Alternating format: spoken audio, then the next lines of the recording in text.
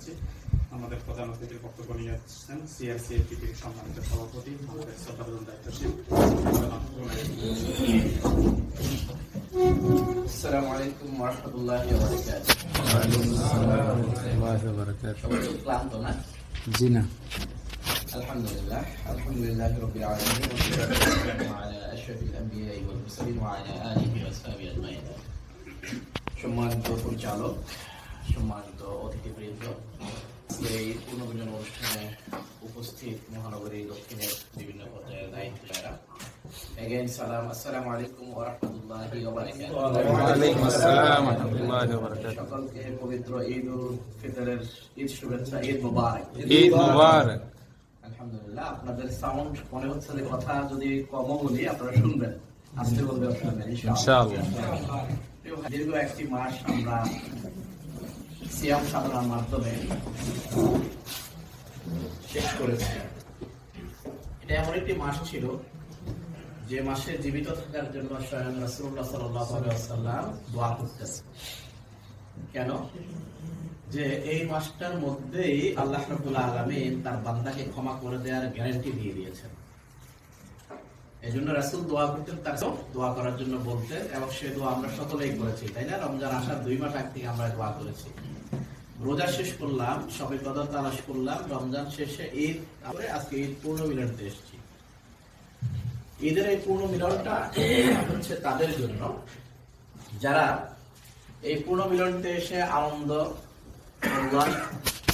এবং খুশি মনে এখান থেকে যাবে, যারা কনফার্ম হয়েছেন যে আমাদের যারা ঈমান এবং ইহতিসাব বিষয়ে আদায় করতে পেরেছি এবং আমরা আমাদের গুণগুলোকে মাফ করিয়ে নিতে পেরেছি। যারা এই নিশ্চয়তা পান নাই, আমার মতো যারা গুনাহগার, তাদের জন্য ওই 1 মাসের বাকি 11 মাসকেও যদি আমি চালিয়ে নিতে পারি, তো বলতে পারবো আল্লাহ রাব্বুল আলামিন, আল্লাহ আমার রমজানে অনেক গ্যাপ ছিল, সেই গ্যাপগুলো আমি ইচ্ছে করেছি কিন্তু পারি নাই, কিন্তু আমি চেষ্টা করেছি বাকি 11টি মাসও ওইরকম করে চলার জন্য। তাহলে হয়তো আল্লাহ রাব্বুল আলামিন আমাদেরকে ক্ষমা করে দিতে পারেন। রাসূলুল্লাহ সাহাবীরা রমজান মাস যখন শেষ হয়ে যেত, তখন ঈদের জামাতের আগ পর্যন্ত যে অনেক সময় সিজদায় পড়ে থাকতেন যে মাস তো শেষ হয়ে গিয়েছে, কিন্তু আমি তো কোনো কনফার্মেশন পাইনি আমার গুনাহটা মাফ হয়ে গিয়েছে। রাসূলের সাহাবীদের মধ্যে যারা জান্নাতের সার্টিফিকেট পেয়েছেন, এরকম সাহাবীরাও সিজদায় পড়েছেন। কিন্তু আমরা তো অনেক সময় এত বেশি, আমরা বাংলাদেশিরা এত বেশি আনন্দে যে উল্লাসিত হয়ে যাই, অনেক সময় চাঁদ না দেখা গেলেও জোর করে আমরা রোজা আদায় করে ঈদ করে ফেলতে চাই। এরকম ঘটনাও মাঝে মাঝে বিভিন্ন জায়গায় ঘটে যায়। প্রিয় ভাইরা, এরকম একটি মাস আমরা শেষ করে এসেছি। আমরা আসলে জানি না যে আমাদের এই দুনিয়াতে আসার উদ্দেশ্যটা কি, কেন আমরা এই দুনিয়াতে এসেছি, এবং এর পরে আমাদের জন্য কি অপেক্ষা করছে। এই বিষয়টা আমাদের কাছে ক্লিয়ার না থাকার কারণে আমরা শুধুমাত্র অন্যান্য উৎসবগুলোর মতো আমাদের ঈদকে উৎসবে পরিণত করেছি এবং সেভাবেই আমরা পালন করে থাকি। আল্লাহ রাব্বুল আলামিন আমাদেরকে দুনিয়াতে কেন পাঠিয়েছেন, এবং আমরা এরপরে আমাদের পূর্বপুরুষ যারা তারা চলে গিয়েছেন, তাদের অবস্থাটা কি, আমাদের জন্য আমরা চলে গেলে আমাদের অবস্থাটা কি হবে, এই বিষয়টা সম্পর্কে ক্লিয়ার না হওয়ার কারণে যুগ যুগ ধরে মানুষ বিশৃঙ্খলার সাথে জড়িত হয়ে যায়, অন্যায়ের সাথে সম্পৃক্ত হয়ে যায়, হারামের সাথে সম্পৃক্ত হয়ে যায়। তাদেরকে সতর্ক করার জন্য আল্লাহর পক্ষ থেকে নবী এবং রাসূল পাঠিয়েছে। কিন্তু নবী মুহাম্মদ রাসূলুল্লাহ সাল্লাল্লাহু আলাইহি ওয়াসাল্লাম, যাকে খাতামুন নবিয়্যিন বলা হয়েছে, উনি চলে যাওয়ার পর থেকে আর কেউ দুনিয়াতে রিসালাতের দায়িত্ব নিয়ে আসবেন না, এটা তো আমরা সকলে বিশ্বাস করি। আমরা যারা বিশ্বাস করি যে রাসূলুল্লাহ সাল্লাল্লাহু আলাইহি ওয়াসাল্লাম হচ্ছেন সর্বশেষ নবী, সে রাসূল করিম সাল্লাল্লাহু আলাইহি ওয়াসাল্লাম আমাদের জন্য একটি সুন্দর বিধান রেখে গিয়েছেন, আর সুন্দর করে একটা বক্তব্য দিয়ে গিয়েছেন বিদায় হজের ভাষণে। তিনি বলেছেন যে যারা এই দুনিয়াতে আসবেন, থাকবেন, তারা যদি 2টি জিনিস আঁকড়ে ধরতে পারেন, তারা কখনো পথভ্রষ্ট হবেন না। একটি হচ্ছে আল্লাহর পক্ষ থেকে আমার উপর যেটা নাযিল হয়েছে আল কোরআন, আরেকটা হচ্ছে আমি যেই কাজগুলো করে গিয়েছি আমার এই সুন্নাহগুলো। এই কোরআন এবং সুন্নাহকে যারা আঁকড়ে ধরতে পারবে, তারা কখনো পথভ্রষ্ট হবে না। সেই পথটা কি? পথটা হচ্ছে আমরা যেখান থেকে এসেছি আবার সেখান থেকে চলে যাব নাকি? জি। অদৃশ্য এক জায়গা থেকে আমাদের আগমন, এবং যেখানে চলে যাব সেটাও আমরা এখন দেখি নাই, আমরা দেখছি না। সেই অনন্ত পথের যাত্রী আমরা যারা, আমাদের সেই রাস্তাটা হচ্ছে কি? ইহদিনাস সিরাতাল মুস্তাকিম। আমরা আমাদের মধ্যে সবসময় আল্লাহ রাব্বুল আলামিনের কাছে বলি, আল্লাহ আমাদেরকে সিরাতাল মুস্তাকিমের পথটা দেখা। এটা হচ্ছে সেই পথ, যে পথে আপনি যদি সোজা চলতে পারেন তাহলে যেখান থেকে এসেছেন ঠিক সেখানে চলে যাবেন। আর যেখান থেকে এসেছি সেখানে যাওয়ার জন্য আমাদেরকে এটা কনফার্ম করতে হবে, আল্লাহ নির্দেশ দিন উদখুলু ফিস সিলমি কাফা। উদখুলু ফিস সিলমি কাফা, ইসলামের মধ্যে পুরোপুরি প্রবেশ করার আগ পর্যন্ত আপনি ইহদিনাস সিরাতাল মুস্তাকিমে যতই দোয়া করবেন চলা আপনার জন্য কঠিন হয়ে যাবে। কেন? কারণ আপনাকে আমাকে এই সোজা পথে চলার জন্য বা সোজা পথ থেকে সরিয়ে নেওয়ার জন্য, বাঁকা পথে নিয়ে যাওয়ার জন্য একজন ব্যক্তি, একজন সবসময় পথ পেতে বসে রয়েছে, সে হচ্ছে ইবলিস। আল্লাহ রাব্বুল আলামিন আমাদেরকে কি পরিচয় করিয়ে দিয়েছেন? আল্লাহ রাব্বুল আলামিন আমাদেরকে পরিচয় করে দিয়েছেন তার সাথে, বলেছেন যে কি, এ হচ্ছে আদুউম মুবিন, শয়তান হচ্ছে তোমাদের প্রকাশ্য শত্রু। এই প্রকাশ্য শত্রু সম্পর্কে অনেক জায়গায় আল্লাহ রাব্বুল আলামিন তার কোরআনে বর্ণনা করেছেন। সেই প্রকাশ্য শত্রুর প্ররোচনায় আমরা অনেক সময় পরিচিত হয়ে এই সোজা রাস্তা থেকে বাঁকা পথে চলে যাই। একজন ব্যক্তি তখনই সোজা পথে চলতে পারেন যখন সে কমপ্লিট ইসলামের মধ্যে প্রবেশ করে। এখন আপনি বলতে পারেন, ভাই ইউরোপে আসছি, এখানে তো কত রকমের খারাপ কাজের সাথে সম্পৃক্ত হয়ে যাওয়াটা স্বাভাবিক। ভাইয়েরা, আমাদের উচিত হচ্ছে, বাইক মাছ তো আমরা সকলে চিনি না, যে কাদার মধ্যে থাকে কিন্তু তার গায়ে কখনো কাদা লাগে না। যদি আমরা সেরকম নীতি অবলম্বন করতে পারি তাহলে আমাদের বিশ্বাস, আমরা হয়তো নিজেদেরকে পরিপূর্ণ ইমানদার হিসাবে নিজেদের ইমানটাকে ধরে রাখতে পারবো এবং আল্লাহর কাছে গিয়ে বলতে পারবো, কোনটা আল্লাহ চেষ্টা করেছি, সর্বোচ্চ চেষ্টাটা করেছি, আল্লাহ তুমি আমাদের ক্ষমা করে দাও। প্রিয় ভাইরা, আমরা যারা এখানে রয়েছি, আমাদের এই আল্লাহ রাব্বুল আলামিনের দেওয়া পরিচয় আমরা সকলে মুসলমান, এর বাহিরেও এই যে পথ হারা হয়ে যাওয়া, শয়তানের প্ররোচনা বিভিন্ন জায়গায় চলে যাওয়া, বাঁকা পথে চলে যাওয়া, নফসের গোলামির কারণে খারাপ কাজগুলোর সাথে সম্পৃক্ত হয়ে যাওয়া, এটা মানুষ হিসেবে হতেই পারে। কিন্তু রাসূল যেহেতু আর আসবেন না, নবী যেহেতু আর আসবেন না, দুটো জিনিস রাসূল যেহেতু রেখে গিয়েছেন, এই দুটো জিনিসকে সামনে নিয়ে আমাদেরকে সবসময় সতর্ক করার জন্য আমাদের প্রাণপ্রিয় সংগঠন সবসময় চেষ্টা করে থাকে। তার নাম হচ্ছে সিআরসিআই বিটি। আমাদের সংগঠনের দায়িত্বশীলরা কেন আপনাদের সাথে, আমাদের সাথে বারবার যোগাযোগ করেন? কেন আপনি যখন ঘুমায় যান, ফজরের নামাজের সময় যখন আপনি জামাতে আসতে পারেন না, আপনাকে বারবার নক করে? আপনি অনেক সময় ফজরের সময় যখন আপনাকে আপনার ভাই ডাকে, আপনি অনেক সময় মেজাজ গরম করে তার সাথে খারাপ ব্যবহার করার পরেও সে কেন আপনাকে ডাকে? কারণ সে আমাদের সংগঠনের সকল জনশক্তি চায়, ভাই আপনি ফজর পড়লে, এখন ফজর জামাতের সহিত পড়লে আপনি একসাথে জান্নাতে যেতে পারবো। আপনি যদি ফজর না পড়ে ঘুমায়া থাকেন তাহলে আপনি শুধু জাহান্নামে যাবেন তা নয়, বরং আপনি সেদিন বলবেন, কেন তুমি আমাকে জোর করলে না, আমাকে জান্নাতের পথে ডাকলে না কেন? এই জবাবদিহিতা থেকে বাঁচার জন্য আমাদের ভাইয়েরা সবসময় মেসে বাসায় সবসময় আপনাকে জাগানোর জন্য চেষ্টা করে। আপনার যখন জহুর কাজা হয়ে যায়, আসর কাজা হয়ে যায়, আমাদের ভাইয়েরা আপনাকে সতর্ক করে শুধুমাত্র এই জন্য ভাই, কারণ আমরা সকলেই এমন এক পথের যাত্রী, যে পথটা শুধুমাত্র পার হলেই, যে পথ ধরে সোজা পথে যেতে পারলেই জান্নাত আমাদের জন্য নিশ্চিত। একটু বাঁকা হয়ে গেলে, একটু বাঁকা পথে চলে গেলেই প্রত্যেকটা জায়গা দুনিয়াতে চলার জন্য মসৃণ হলেও দুনিয়ার জীবনটা চলে যাওয়ার সাথে সাথে সেটা হবে ভয়ঙ্কর অগ্নিগিরি, সেখানে চলা আমাদের পক্ষে সম্ভব নয়। দুনিয়ার অনেক সময় অনেক ভাইদের হাজারো কটু কথার পরেও আমরা তাদের সাথে হাসি কথা বলি, তাদেরকে দাওয়াত দেই শুধুমাত্র এজন্য যে আমরা যাতে কখনো তাদের অভিযোগে অভিযুক্ত না হয়ে, হাজারো কষ্ট দেওয়ার পরেও, অর্থনৈতিকভাবে সমস্যা করার পরেও, অনেকভাবে কষ্ট দেওয়ার পরেও তারপরে তার সাথে হাসি মুখে কথা বলি, তাকে বুকে টেনে নেই শুধুমাত্র এই জন্য কখনো সে যাতে আমাদের ব্যাপারে অভিযোগ না করে, ভাই আপনি সব ঠিক ছিল না, আমি অন্যায়টা করেছি, আপনি বুঝতে পেরেছেন, আপনি কেন আমাকে ধমক দিয়ে বলেন না এই কাজটা অন্যায়, যাতে করে সে অভিযোগটা না করতে পারে। প্রিয় ভাইরা, কেন এই কাজটা করি? এই কাজটা করি আল্লাহ রাব্বুল আলামিন আমাকে আপনাকে নির্দেশ দিয়েছেন।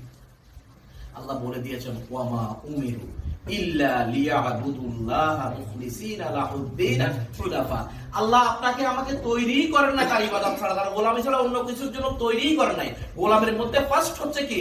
গোলামের মধ্যে ফার্স্ট হচ্ছে আপনি যখন নামাজ আদায় করবেন, নিজে নামাজ আদায় করুন, অন্যকে নামাজের জন্য দাওয়াত দিবেন। এই সৎ কাজের আদেশ দেওয়া, এটাকে বলা হয় ভালো কাজের আদেশ দেওয়া।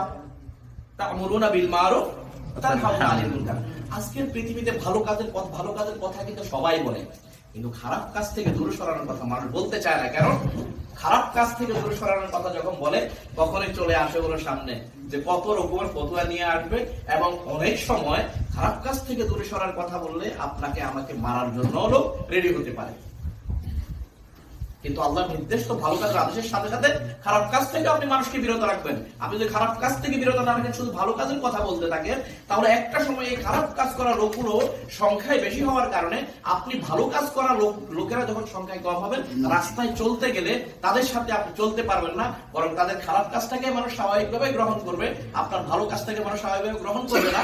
অনেক সময় তাদের লোক সংখ্যা বেশি হওয়ার কারণে আপনার কাজকে থামিয়ে দেওয়ার জন্য, আপনার কাজকে স্টপ করে দেওয়ার জন্য তারা ঐক্যবদ্ধ হয়ে চেষ্টা করবে। যুগ যুগ ধরে ছিল, ভবিষ্যতেও থাকবে। এটা আমরা ধরে নিয়েই এই কাজটা করতে হবে, কারণ এই কাজটা হচ্ছে আল্লাহ রাব্বুল আলামিনের নির্দেশ। অনেক সময় আমরা যেটা করি, অনেক সময় আমরা বিভিন্ন কারণে, ধরেন যে আমি কাজ করতে গেলাম বা আমরা কাজ করতে গেলাম, আমাদের ইউনিটের প্রোগ্রাম বা আমাদের মহানগরের প্রোগ্রাম অথবা আমাদের দায়িত্বশীল কোনো প্রোগ্রামের কথা বললো, আমরা সেখানে যেতে চাই না। মনে করুন যে এই সংগঠনের কর্মসূচি আমি না গেলেও সমস্যা নাই। এই চিন্তা থেকে আমাদের বের হয়ে আসা উচিত। এই জন্য ভাই, এই কাজটা সংগঠনের কাজ নয়। প্রত্যেকটা ভালো কাজ, রিপোর্টের মধ্যে যে কাজগুলো আপনি আমি করি, এটা সংগঠনের কাজ নয়, এটা আমার কাজ, আমার আত্ম উন্নয়নের জন্য। আমি যে এখানে বসে আছি, দীর্ঘ সময় এখানে আছি, এটা সংগঠনের কোনো কর্মসূচি নয়, বরং এখানে আমি এসে কোরআনের কথাগুলো, হাদিসের কথাগুলো, ভাইদের কথাগুলো শুনছি। কারণ এই কথাগুলো শোনার মাধ্যমে আল্লাহ রাব্বুল আলামিন বলেছেন যে এই কাজগুলো যখন তাদের সামনে বলা হয়, এই কথাগুলো তাদের সামনে বলা হয়, তাদের ঈমানটা বৃদ্ধি পায়। যাদাতহুম ঈমানান, ঈমানটা বৃদ্ধি পায়। আর এখান থেকে গিয়েই আমরা বাইরে গিয়ে কাজ করার জন্য স্পিরিট আমাদের মধ্যে আসে, আমরা স্পৃহা পাই। কাজে এটা আপনার আমার এই চিন্তা থেকে বের হয়ে আসা উচিত। এটা কোনো সংগঠনের কাজ নয়, কারণ আমি আপনি 24 আওয়ার্স আল্লাহ রাব্বুল আলামিনের গোলাম, কোনো অকেশনের জন্য নয়। আল্লাহ আমাকে আপনাকে কখনো বলবেন না যে তুমি ওই সময়, হ্যাঁ অনেক সময় আমাদের ওয়াইদিনরা বলেন যে আল্লাহ অমুক উসিলা মাফ করবে, সেটা ডিফারেন্ট কথা। কিন্তু আপনাকে আমাকে আল্লাহ তৈরি করেছেন হলো যতদিন দুনিয়াতে থাকবো ততদিন তার নির্দেশ অনুযায়ী চলার জন্য।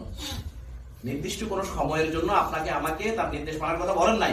বলেছেন যে আপনার বালেগ হওয়ার পর থেকে দুনিয়া থেকে চলে যাওয়ার আগ পর্যন্ত এই পুরো সময়টাই আল্লাহর নির্দেশ মেনে চলার নাম হচ্ছে মুসলিম। কিন্তু আমাদের কাছে সেটা ক্লিয়ার নয় বিদায় আমরা সুনির্দিষ্ট কিছু সময় কিছু কাজ করি, এরপর আবার নিজেদের মতো করে নিজেরা। প্রিয় ভাইরা, আমাদের প্রিয় সংগঠন আমাদেরকে সেটাই বলে, যেই কাজটা আপনার জন্য কল্যাণকর নয় সেটা আপনি পরিহার করবেন। আপনার আপাতত দুনিয়ার চোখে কল্যাণকর নয় মনে হয় কি, আপনি যে মনে করেন যে যেই টাকাটা ইনকাম করা আপনার কাছে খুব এখন এটা আপনার কাছে দরকার, কল্যাণকর, কিন্তু আপনি এটার পথ হচ্ছে হারাম, আপনি সেই হারাম পথে এটা নিয়ে নেবেন। এটা সংগঠন নিষেধ করে। কেন নিষেধ করে? কারণ আপনি এটাকে কল্যাণকর মনে করছেন, এই জন্য আপনার কাছে তাকদীর সম্পর্কে ক্লিয়ার ধারণা নাই। আমাদের সংগঠন কোরআন এবং হাদিসের মাধ্যমে আপনাকে সংগঠনের এই দায়িত্বশীলরা আপনাকে তাকদীর সম্পর্কে ক্লিয়ার করে। আপনার জন্য বরাদ্দ আছে, কিন্তু আপনি কোন পথে দিবেন? আপনি হারাম পথে দিবেন, ইবলিসের পথ ধরে দিবেন, না মুহাম্মদ রাসূলুল্লাহ সাল্লাল্লাহু আলাইহি ওয়াসাল্লাম যে পথ দেখিয়েছে সেই পথ দিয়ে দিবেন? সেটা আমাদের সংগঠন ক্লিয়ার করে। আপনাকে আমাকে আমাদেরকে ভালো মানুষ তৈরি করার জন্য এই সংগঠন কর্মসূচি। আমাদের সংগঠন একটা সুনির্দিষ্ট লক্ষ্য উদ্দেশ্য আপনাদের আমাদেরকে দিয়েছেন। সেটা হচ্ছে কি, আমাদের লক্ষ্য হচ্ছে একটাই, যে দুনিয়ার এই সকল ভালো কাজগুলো করার মাধ্যমে, আল্লাহর নির্দেশগুলো পালন করার মাধ্যমে আমাদের পিতা আদি পিতা যেখান থেকে এসেছেন জান্নাত, সেখানে আমরা যাব। সেই জান্নাতে যাওয়ার জন্য আমাদের কর্মসূচিগুলো এমন ভাবে শনাক্ত করা হয়েছে, লক্ষ্য ঠিক করে দেওয়া হচ্ছে। আমার মাকসুদ হচ্ছে কি, জান্নাতে যাওয়া। আর জান্নাতে যাওয়ার কর্মসূচিগুলো এমন ভাবে সুন্দর করে সাজিয়েছেন, কোনো কাজ আপনি আমি না করলে আমাদের ক্ষতি, সংগঠনের কোনো ক্ষতি নেই। আল্লাহ রাব্বুল আলামিন বলেছেন যেভাবে, যে এই কাজটা যদি কেউ করা থেকে দূরে সরে থাকে, তাহলে ওদেরকে বলে দাও যে আল্লাহ রাব্বুল আলামিন এমন কিছু লোক তৈরি করে দিবেন যারা এই কাজগুলো করবেন, তাদেরকে আল্লাহ ভালোবাসবেন এবং তারাও আল্লাহ রাব্বুল আলামিনকে ভালোবাসবেন। তারা অন্যায়ের সাথে কখনো আপোষ করবেন না। ন্যায় নীতি অবলম্বনকারীদের জন্য তারা হবে রহমত স্বরূপ। কাজে এই কাজ যদি না করি, ধরেন আমার উপর মানে নাখুশ হয়ে আপনি কাজ করলেন না, অমুক ভাইয়ের উপরে নাখুশ হয়ে আপনি কাজ করলেন না, আরেকজন ভাই নামাজ পড়তেছেন তাকে নামাজের দাওয়াত দিলেন না, আরেকজন ভাই হারামের সাথে সম্পৃক্ত তাকে হারাম থেকে দূরে সরানোর জন্য চেষ্টা করলেন না, আরেকজন ভাই অশ্লীলতার সাথে সম্পৃক্ত তাকে আপনি এখান থেকে বাঁচানোর চেষ্টা করলেন না। কেন? আপনার কাছে মনে হচ্ছে যে অমুক ভাই আমার সাথে খারাপ আচরণ করেছে, ওনার দৃষ্টিটা আমার দিকে সুনজর ছিল না, বিধায় আমি এই কাজগুলো করবো না। তাহলে লসটা কার? লসটা হচ্ছে আপনি আমি আল্লাহর নির্দেশ পালন থেকে দূরে সরে গেলাম। আল্লাহর নির্দেশ পালন থেকে দূরে সরে গেলাম, ক্ষতিটা আমি আমার নিজের করলাম, কারণ এটা আল্লাহ আমাকে নির্দেশ দিয়েছে, আমার ফরজ, আমি এই ফরজ থেকে দূরে সরে আসলাম, লসটা আমার হলো, অমুক ভাইয়ের লস হয় নাই। আসুন, দীর্ঘ সময় আলোচনা করবো না, আমি শুধু আপনাদের কাছে একটা জিনিস অনুরোধ করব। একটা মাস আমরা যেভাবে পালন করে এসেছি রমজান মাসটা, বাকি 11টি মাসটি আমরা কিভাবে পালন করব? আমাদের কাজ আছে, আমাদের ফ্যামিলি আছে, বাংলাদেশের আমাদের আত্মীয় স্বজন আছে, আমাদের সকল কিছুকে ঠিক রেখে আমরা কিভাবে এখানে এই ইহদিনাস সিরাতাল মুস্তাকিমের পথে চলতে পারবো, এটার একটা রুটিন আমরা আমাদের প্রত্যেক দায়িত্বশীলের কাছে পৌঁছিয়ে দিয়েছি, আপনাদের সকলের কাছে রয়েছে। সেটা হচ্ছে ব্যক্তিগত একটা রিপোর্ট আমরা আপনাদেরকে দিয়েছি। যারা এই রিপোর্টটা রাখেন, কেউ বলতে পারবো না এই রিপোর্ট রাখার মাধ্যমে আপনার ব্যক্তিগত কোনো কাজে হ্যাম্পার হবে, বরং আমরা বহু লোককে পেয়েছি যে হাজারো ব্যস্ততার মধ্যেও এই রিপোর্টটা রাখতে প্রথমে কিছুই রাখতো না, রাখতে রাখতে রাখতে রাখতে বরং তার নিয়মিত কাজগুলো, হাজারো ঝামেলাপূর্ণ কাজগুলো তার জন্য সহজ হয়ে গিয়েছে। সে একটা রুটিন ঠিক করে নিতে পেরেছে এবং তার মাথায় সবসময় কাজ করে। 1.5 মাস 2 মাস 3 মাস যাওয়ার পরে তার মাথায় কাজ করেছে, আমার আজকে এটা জ্ঞান হলো, আমিও রিপোর্টটা রাখি নাই, কোরআনের ওই অংশটা পড়ি নাই, হাদিসের ওইটা পড়ি নাই, ইসলামের সাথে দূরে ছিলাম, আমি সমাজ কল্যাণমূলক কাজ করি নাই, আমি অমুক ভাইয়ের সাথে যোগাযোগ করার কথা ছিল করি নাই। অটোমেটিক্যালি ওখান থেকে আপনাকে আমাকে নক করে। এই 11টি মাস রমজান মাসে যেরকম আমরা অনেক খারাপ কাজ থেকে দূরে ছিলাম, কথা কম বলেছি, কোরআন হাদিস বেশি বেশি করে পড়েছি, আপনারা এই রমজান মাসে এরকম একটা ডিসিপ্লিন মানে লাইফ করার পরে কারো কি কোনো জায়গায় ক্ষতি হয়েছে? কেউ কি বেতন কম পাইছে কোথাও? কারো ব্যবসায়ীর কোনো জায়গায় ক্ষতি হয়েছে? বরং আপনাদের আমাদের কাছে সবসময় একটা হালকা হালকা মনে হয়েছে, হালকা ভাব মনে হয়েছে। সকল কাজ আমরা করতে পেরেছি, কোনো জায়গায় কোনো গ্যাপ হয় নাই। বাকি 11টা মাসটাকে যদি 11 মাসটাকে যদি আমরা এভাবে করে নিতে পারি, আমার বিশ্বাস ভাইয়ারা সবসময় হালকা মনে হবে এবং কখনো আপনারা পেরেশানিতে ভুগবেন না। ঠিক রমজান মাসের ফজরের নামাজ থেকে শুরু করে এসা পর্যন্ত প্রত্যেকটা নামাজ জামাতের সহিত পড়ার জন্য আমরা চেষ্টা করেছি, পেরেছি। এখনো যদি আমরা চেষ্টা করি, পারবো, কেন পারবো না? পারবো, এটা দরকার তো আমাদের ইচ্ছা। অর্থাৎ নফসের গোলামি থেকে আমরা যদি বের হয়ে আসতে পারি, এটা আমাদের জন্য ইজি হয়ে যায়। তাহলে আমাদের এই রুটিনটা হচ্ছে একটা ব্যক্তিগত রিপোর্ট আপনাদের কাছে আছে, সেটা নিয়মিত কন্টিনিউ করা। পারবেন না ইনশাআল্লাহ? বিশ্বাস করেন, এই রিপোর্ট রাখার মাধ্যমে আপনি 2টা বছর যদি কন্টিনিউ 9 আয়াত করে কোরআনের আয়াতগুলো তাফসীর সহ পড়েন, আপনার 24 ঘন্টা সময়ের মধ্যে এই 9 আয়াত পড়তে না হলে আপনার সব মিলে 20 মিনিট সময় লাগবে বা আধা ঘন্টা সময় লাগবে। 24 ঘন্টার মধ্যে কোরআনটাকে বোঝার জন্য, ওই সহিহ পথে চলার জন্য, সোজা পথে চলার জন্য এই 9 আয়াত পড়ার আধা ঘন্টা সময় আপনাকে যে কাজটা দিবে সেটা হচ্ছে যে আপনি এই 9 আয়াত করে দীর্ঘ 2 বছর যখন শেষ করবেন, 2 বছর শেষ করার পরে কোরআনের সঠিক বক্তব্যটা আপনার কাছে ক্লিয়ার হয়ে যাবে। আপনার কাছে যখন ক্লিয়ার হয়ে যাবে, আপনি অনেক ভালো কাজ করেন, যেটা করার মাধ্যমে আপনার কাছে প্রশান্তি আসে না। যখন আপনি যখন কোরআনের বক্তব্য তো এইটা, এই কাজটা করতেছে, এটা ভালো কাজ, তখন আপনার কাছে মজা লাগবে এই কাজটা করার কাছে। অনেক খারাপ কাজ আপনি করতেছেন ভালো মনে করে, যখন আপনার কাছে ক্লিয়ার হবে না এই কাজটা আমি করতেছি, এটা খারাপ কাজ আসবে, এটা পরিহার করা দরকার, আপনি তখন পরিহার করে ফেলবেন। সেম হাদিসও আপনি যদি রেগুলার 4টা-5টা করে হাদিস পড়েন, কিছু কিছু ইসলামী সাহিত্য পড়েন, দেখবেন আপনার আগের জীবনযাপন আর ভবিষ্যতের জীবনযাপন অনেক তফাৎ আপনি খুঁজে পাবেন। অনেক ভাইয়ের আপনার কাছে খুব বন্ধুরূপে আসা এবং কিছু কথাবার্তা বলা শুরু করবে, যেটা আপনার কাছে এখন ভালো লাগে, কিন্তু আপনি যখন কোরআন হাদিস নিয়মিত চর্চা করবেন, তখন আপনার কাছে মনে হবে এই লোকটা আমার সামনে গীবত করতেছে, তখন আপনি সেখান থেকে দূরে সরে আসবেন। অনেক সুন্দর করে কথা বলতেছে, হঠাৎ করে এমন একটা কনফিউশন মূলক কথা আপনার কাছে বলে দিবে, আপনি কনফিউজ হয়ে যাবেন। তখন আপনার কাছে মনে হবে এটা কি আসলে কিছু না হোক, তখন আপনার কাছে মনে না হইলেও হইতে পারে, একটা সন্দেহ ঢুকে গেল। অর্থাৎ আপনি একটা সুন্দর সম্পর্ক নষ্ট করে দেওয়ার জন্য এই হইলেও হইতে পারে একটা চিন্তা যখন ঢুকাই দিবেন, তখন 2জন মুমিনের মধ্যে, 2জন ভাইয়ের মধ্যে সম্পর্কটা শের হয়ে যাবে।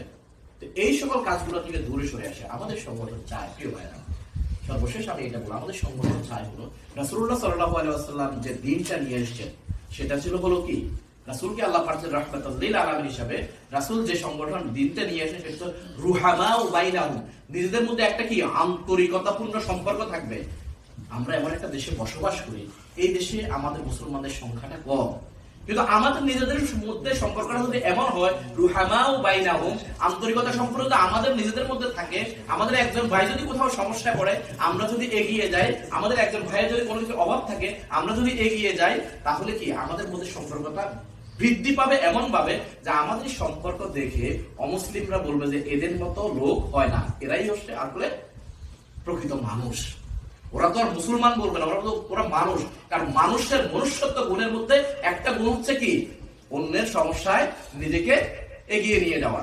প্রিয় ভাইরা, এরপরে রাসূলকে আল্লাহ রাব্বুল আলামিন নির্দেশ করেন এই যে সম্পর্ক যখন হয়ে যাবে তখন যে কোনো অন্যায়, অত্যাচার, অবিচার, জুলুম সকল কিছুকে আপনি সহজেই আপনার কাছ থেকে দূরে সরিয়ে দিতে পারবেন। কারণ আপনাদের মধ্যে আমাদের মধ্যে রুহামাও বাইনাহুম থাকার কারণে, একটা ভালো সম্পর্ক থাকার কারণে তখন এই সম্পর্কটা মজবুত, সীসাঢালা প্রাচীরের মতো। এখানে কেউ এসে সীসাঢালা প্রাচীরকে ভেদ করে আমাদের মধ্যে সম্পর্ক নষ্ট করতে পারবে না। তখন আমাদের কাছে মনে হবে না বিষয়টা হইলেও হইতে পারবে, এটা মনে হবে না।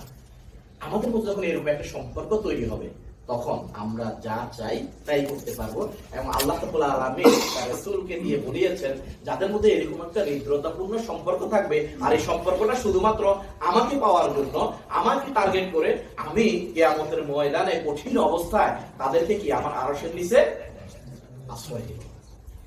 দেখেন, ছোট্ট একটা বিষয় আল্লাহ রাব্বুল আলামিন কনফার্ম করেছেন যে তারা যদি এই সম্পর্কটা রাখে আমাকে সন্তুষ্ট করার জন্য, আমি কিয়ামতের মাঠে তাদেরকে আমার আরশের নিচে ছায়া দেব।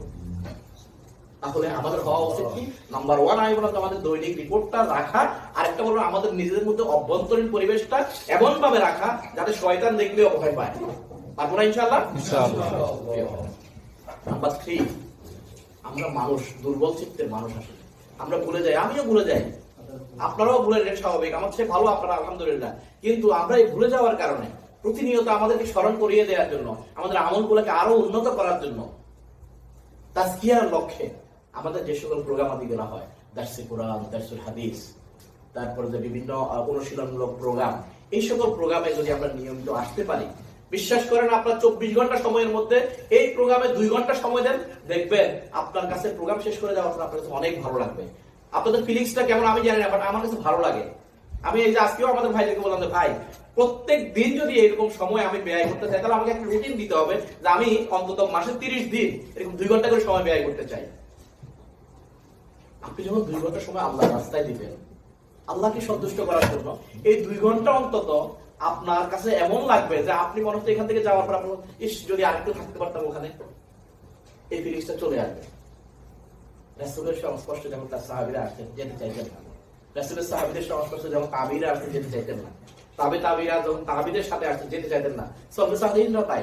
আমরা তো এই যুগের সাহাবীও হতে পারবো না, সাহাবে সালেহিন আমরা হতে পারি, উন্নত আমলের লোক হতে পারি, কারণ এটা ছাড়া আপনি আমি আমাদের সুনির্দিষ্ট পথ ধরে জান্নাতে যাওয়া সম্ভব নয়। এই সুনির্দিষ্ট পথ ধরে জান্নাতে যাওয়ার জন্য আপনি আমি যদি সম্পর্ক খারাপ থাকে, আমি যদি বিপদের সাথে সম্পৃক্ত থাকি, আমি যদি আল্লাহর দেওয়া রাস্তা থেকে দূরে সরে থাকি, তাহলে যত কাজই করি না কেন ভাই, এই কাজের মধ্যে শয়তান সে সবসময় আপনাকে আমাকে পথভ্রষ্ট করে ফেলাটা স্বাভাবিক। কিন্তু আমি যদি আমাকে ঠিক রাখার জন্য এই সপ্তাহে প্রতিদিন 1-2 ঘন্টা সময় দিই, আমি যদি আমার ভাইদের সাথে সম্পর্কটা বিল্ড আপ করি, আমি যদি নিয়মিত কোরআন হাদিস নিয়মিত পড়ে, শয়তান আমার কাছে আসার সম্ভাবনা থাকবে না। বরং কখনো শয়তানের ওয়াসওয়াসা আমি খারাপ কাজ করে ফেললেও আমাদের ওই বৈঠকে আমাদের ভাইয়েরা বলবে ভাই আপনার এই কাজটা থেকে দূরে সরে আসলেই মনে হয় ভালো। তখন আপনার বিবেক করবে না আমাদের ভাইয়েরা আমাকে ঠিক রাখার জন্য এই পরামর্শটা দিচ্ছে। আমি আপনাদের কাছে জানতে চাই প্রিয় ভাইয়েরা, আমাদের যে দৈনিক সাপ্তাহিক যে প্রোগ্রামগুলো হয়, এই প্রোগ্রামগুলোতে আমরা স্বতঃস্ফূর্তভাবে অংশগ্রহণ করতে পারবো ইনশাআল্লাহ? ভাই, এই প্রোগ্রাম আপনাকে আমাকে ঠিক করার জন্য, বিশ্বাস করেন পথ হারা অনেক মানুষ এখানে, তাদের ডিপ্রেশনে মানুষ আত্মহত্যা করতে, ইউরোপের মানুষগুলোকে একটু তাকান, তাদের মধ্যে কত পেরেশানি। কিন্তু আমরা যারা নিয়মিত নামাজ পড়ি, আমাদের এত পেরেশানি নাই। তাদের সন্তান সন্ততি নাই, স্বামী স্ত্রী 2 জন, কিন্তু এরপরে তারা ভালো নাই। ইসলাম আমাদেরকে সেই শান্তি দিয়েছে, আমাদেরকে বলেছে যে ফ্যামিলির এই বন্ধনটা ঠিক রাখো, আত্মীয় স্বজনের বন্ধনটা ঠিক রাখো, সম্পর্ক ঠিক রাখো, এভাবে চলো, একটা গাইডলাইন দিয়ে দিয়েছে। এই পথেই তোমার জন্য শান্তি, এই পথেই আসলে শান্তি রয়েছে আমাদের জন্য। শান্তির পথে থাকার জন্য আমাদের নিয়মিত আমাদেরকে আমাদের সংগঠন যেভাবে গাইডলাইন দেয়, এই গাইডের আলোকে আমরা আমাদের জীবন পরিচালনা করবো। যদি আমরা এইভাবে পরিচালনা করতে পারি তাহলে আমরা বলতে পারবো আল্লাহ শুধু রোজার মাস নয়, আমরা 24 আওয়ার্স নয়, আমরা আমি তো তোমার পথে ছিলাম, তুমি আমাদেরকে বলেছো গোলাম হিসাবে আমাদেরকে পাঠিয়েছো, প্রতিনিধি হিসাবে পাঠিয়েছো, আমরা গোলামি করেছি, তুমি আমাদেরকে পুরস্কার দাও। গোলামকে আল্লাহ রাব্বুল আলামিন পুরস্কার দেন কি? পুরস্কার দিবেন হলো জান্নাত। এমন একটা জান্নাত, সেখানে ঢুকার সাথে সাথে আপনি দেখবেন, প্রথমে ঢুকার সাথে সাথে এত চমৎকার জায়গা, আপনার চোখ জুড়াইয়া যাবে। এরপরে আপনাকে আমাকে বসার জন্য, পাশাপাশি বসার জন্য চেয়ার দিয়ে দেওয়া হবে। এরপরে বাচ্চারা আসবে আমাদের জন্য সারাবাদ দহুরা নিয়ে। আমরা সেখানে এটা পান করলে আজকের দুনিয়াতে আমরা মদকে ছেড়ে দিয়েছি শুধুমাত্র সারাবাদ দৌড়া পাওয়ার জন্য। আমরা নারীদের দিকে তাকাই না শুধুমাত্র ওই যে নয় নবীরা মুহূর্ত দেখার জন্য। দুনিয়াতে এগুলো আমরা ত্যাগ করতেছি যে জন্য, সেগুলো আল্লাহ রাব্বুল আলামিন আমাদেরকে দিয়ে দিবেন। আমরা সেদিন সন্তুষ্ট হয়ে যাব। সন্তুষ্ট হয়ে গিয়ে বলবো আলহামদুলিল্লাহিল্লাযী সাদাকানা। হে আল্লাহ, তোমার প্রশংসা, যে কথা যে ওয়াদা তুমি করেছো তোমার ওয়াদাটা সত্য।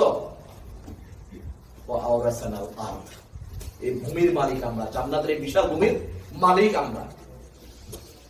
নাতাবাওয়াউ বিনা,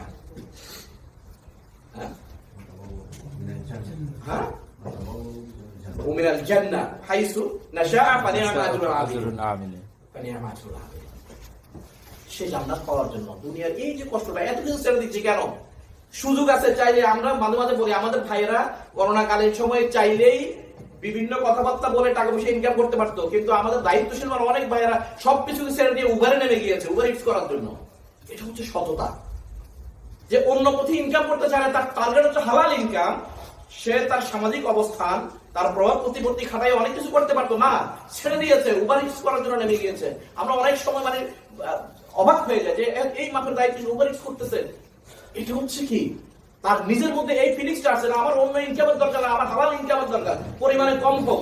কারণ এই পরিমাণে কম ইনকামের মাধ্যমে আমি যে রব আমাকে আমার জন্য রিস্ক ফিক্স করে দিয়েছেন, সেই ইনকাম করে আমি প্রশান্ত চিত্তে, অখুশি নয়, আমি প্রশান্ত চিত্তে রবের সেই দিকে যেতে চাই।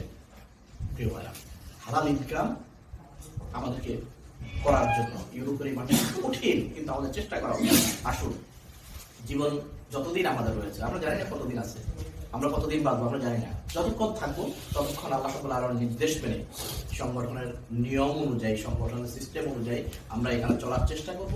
পাশাপাশি আমরা এমন একটা দেশে বসবাস করি, এই দেশের আইন কানুন আমাদের মেনে চলা দরকার।